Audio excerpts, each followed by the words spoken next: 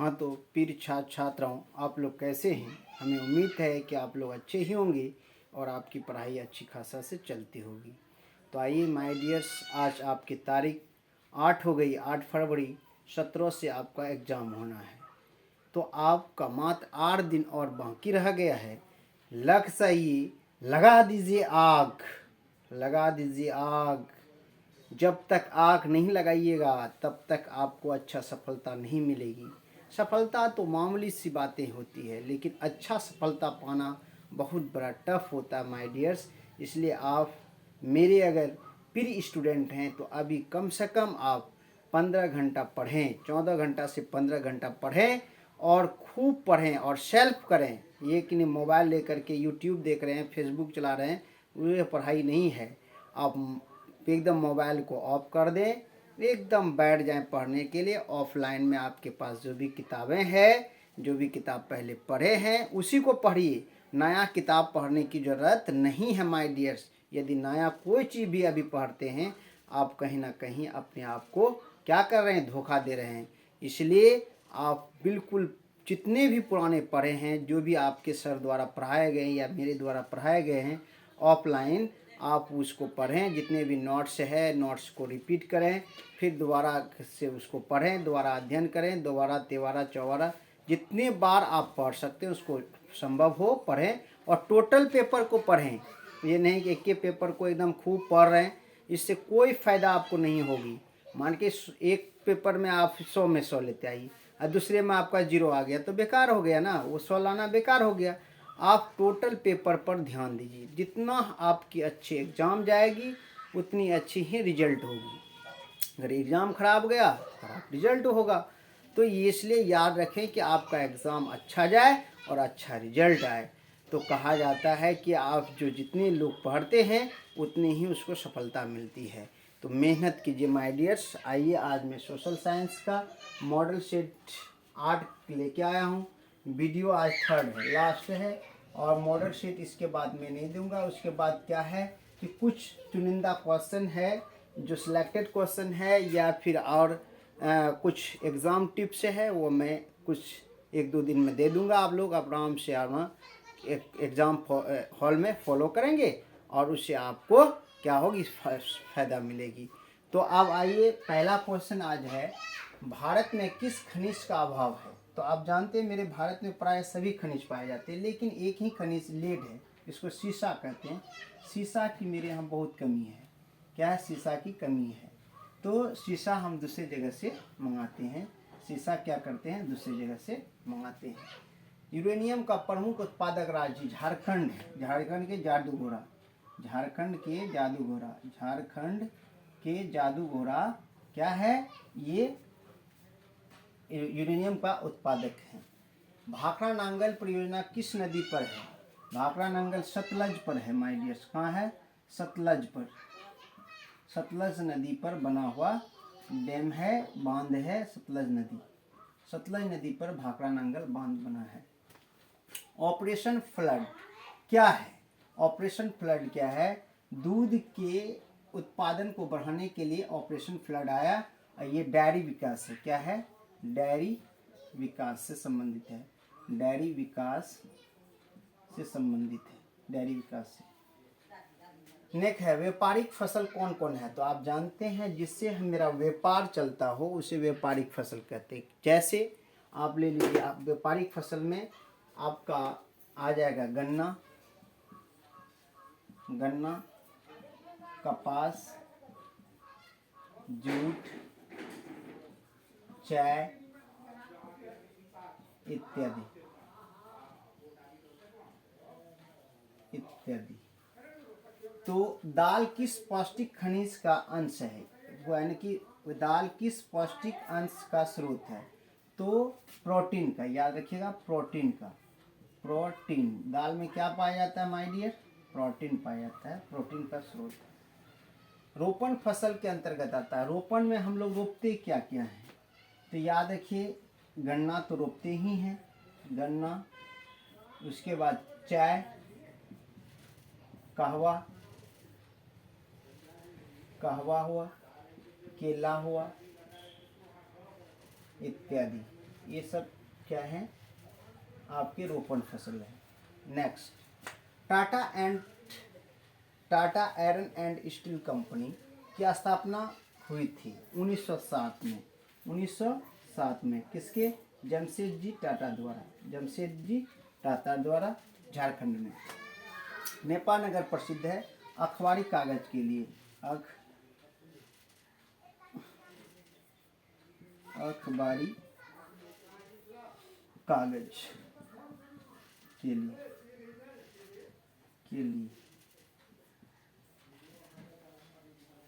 बोकारो इस्पात संयंत्र किस देश के सहयोग से खोला गया था? तो याद रखेंगे रूस के सहयोग से खोला गया था माय डियर्स। किसके सहयोग से? रूस के सहयोग से। भारतीय डाक विभाग कितने क्षेत्रों में विभक्त है? तो 8 क्षेत्रों में विभक्त है। कितने? 8 क्षेत्रों में, 8 क्षेत्रों में विभक्त है। नेक्स्ट, बिहार में पहली रेल लाइन कब बिछाई गई थी? 1960 के दशक में, 1960 में ही मानिए, 1960 ईस्वी में। और बिहार की पहली रेल लाइन कौन सी थी? East India rail line, east India rail line.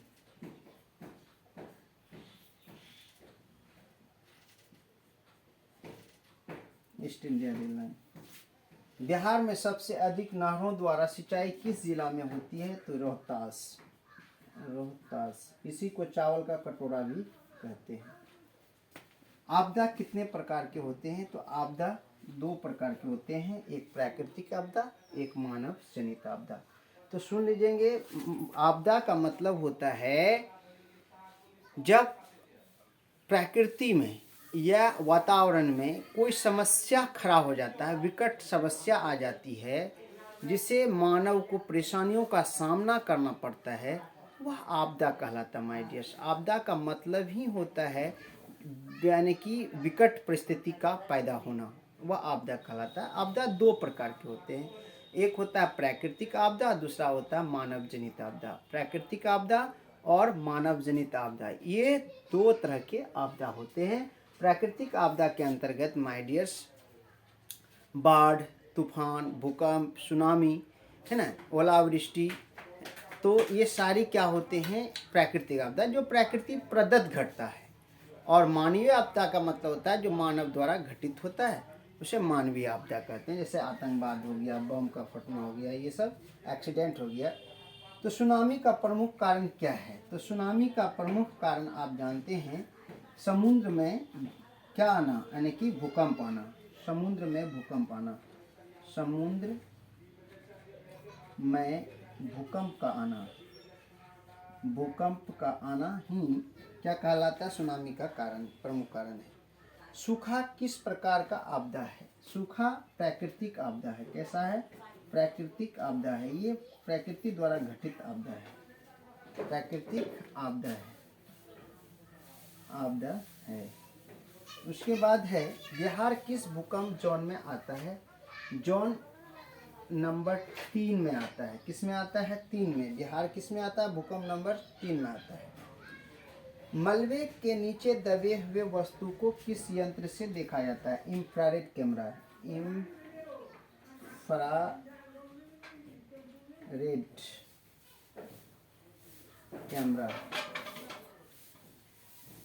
Infrared camera के से क्या करते हैं? मलबे के नीचे दबे हुए चीज़ों को देखते हैं। भोपाल त्रासदी में किस गैस का रिसाव हुआ था? तो याद रखेंगे methyl isocyanide, methyl isocyanide,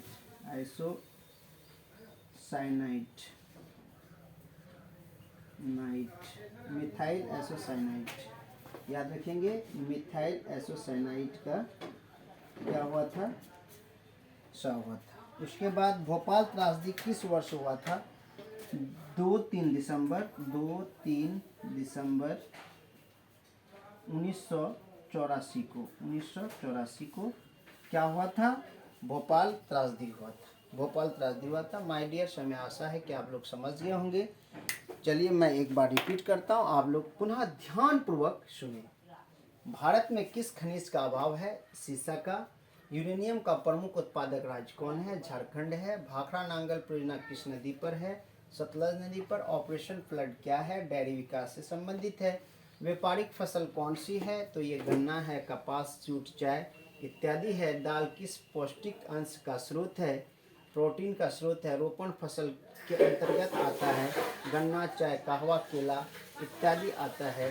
Tata iron and steel company की स्थापना हुई थी 1907 ईस्वी में। नेपाल नगर प्रसिद्ध है अखबारी कागज के लिए। बोकारो इस्पात संयंत्र किस देश के सहयोग से खोला गया था? रूस के सहयोग से। भारतीय डाक विभाग कितने क्षेत्रों में विभक्त है? तो 8 क्षेत्रों में विभक्त है। बिहार में पहली रेल लाइन कब बिछाई गई थी? 1960 में। बिहार की पहली रेल लाइन कौन सी थी? East India rail line. Bihar में सबसे अधिक नहरों द्वारा सिंचाई किस जिला में होती है? रोहतास में होती है। आपदा कितने प्रकार के होते हैं? तो 2 प्रकार के होते हैं। सुनामी का प्रमुख कारण क्या है? समुद्र में भूकंप का आना। सूखा किस प्रकार का आपदा है? प्राकृतिक आपदा है। बिहार किस भूकंप जोन में आता है? 3 में। मालवे के नीचे दबे हुए वस्तुओं को किस यंत्र से देखा जाता है? इंफ्रारेड कैमरा से। भोपाल त्रासदी में किस गैस का रिसाव हुआ था? मिथाइल आइसोसाइनाइड का। भोपाल त्रासदी किस वर्ष घटित हुआ था? 2-3 दिसंबर 1984 को। माय डियर्स, हमें आशा है कि आप लोग समझ गए होंगे। यदि समझ गए हैं तो सर के लिए एक लाइक ज़रूर बनता। माय डियर्स, एक लाइक ज़रूर दें। उसके बाद चैनल पर नहीं है तो चैनल को सब्सक्राइब कर लें और बेल आइकन को ऑल कर लें। उसके बाद आप वीडियो को ज़रूर शेयर करें, लिंक को शेयर करें, दोस्तों को शेयर करें। मेरी यही निवेदन है, मेरी यही गुरु दक्षिणा है आप लोगों से कि आप इतना का सहयोग ज़रूर करें। और चैनल पर अगर सब्सक्राइबर बन गए हैं या मेंबर बन गए हैं इस चैनल का, तो आप हमेशा बने रहें। माय डियर्स, मेरा प्रार्थना है। और मैं ये कहना चाहूँगा कि आपका समय बहुत कम रह गया। 10 क्लास के एग्ज़ाम 17 फरवरी से एग्ज़ाम होना है। आप लगा दीजिए आग, अपनी ताकत अपनी झोंक दीजिए और अच्छे से अच्छे रिजल्ट लेके आइए। और अच्छा रिजल्ट मिलेगी तो अच्छे भविष्य आपका होगा। इसी के साथ मैं अपनी वाणी को विराम देता हूँ। जय हिंद, जय भारत।